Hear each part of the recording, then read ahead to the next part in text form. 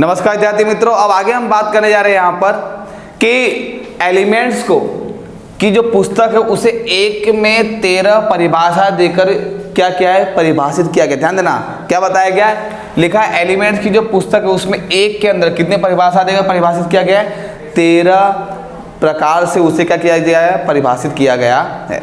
आगे हम बात करते हैं यहाँ पर एक बिंदु, ठीक है, जिसके हम पॉइंट की बात करते हैं, एक बिंदु जिसका कोई भाग नहीं होता। भाग नहीं होता मतलब ना उसमें लंबाई होती है, ना चौड़ाई होती है, ना मोटाई होती है, इसलिए कहा गया है कि उसमें कोई भी भाग होता नहीं है।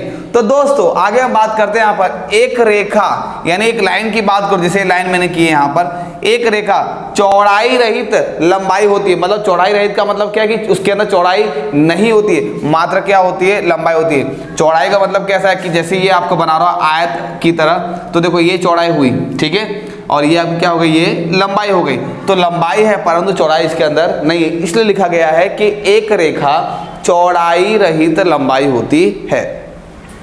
आगे बात करो, एक रेखा के सिरे बिंदु होते हैं, ठीक है।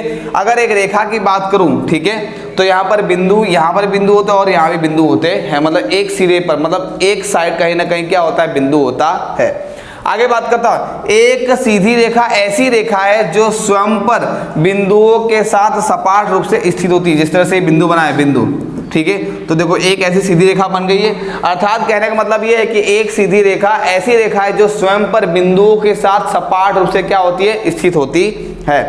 आगे बात करते हैं, पृष्ठ के किनारे रेखाएं होती है। जैसे पृष्ठ की बात करूं, मतलब एज की बात कर रहे हैं यहाँ पर, तो आप ध्यान देना, यहाँ पर किनारे की बात करें तो जैसे मान लो शीशा हम लेते हैं, शीशे में क्या होता है, किनारा इस तरह से होता है, ठीक है। पृष्ठ की बात कर रहे हैं यहाँ पर। आगे बात करते हैं एक समतल पृष्ठ रेखा, ऐसा समतल की समझो किसे, आईने की बात करते हैं, ठीक है, या फिर समझो ये बोर्ड है पूरा, दिख रहा है आपको, जो स्वयं पर सीधी रेखाओं का, देखो एकदम सीधी रेखा है इसमें, इस तरह से, जैसे मैं यहाँ पर बना रहा हूँ एक आकृति, आप देखो ये सब रेखाएं दिख रहा है आपको, ये जितनी भी ये सब सीधी रेखाएं हैं। तो क्या लिखा है, जो स्वयं पर सीधी रेखाओं के साथ सपाट रूप से स्थित, मतलब एकदम सीधा समतल, तो देखो इस तरह से सपाट रूप से क्या है, रेखाओं के साथ स्थित है।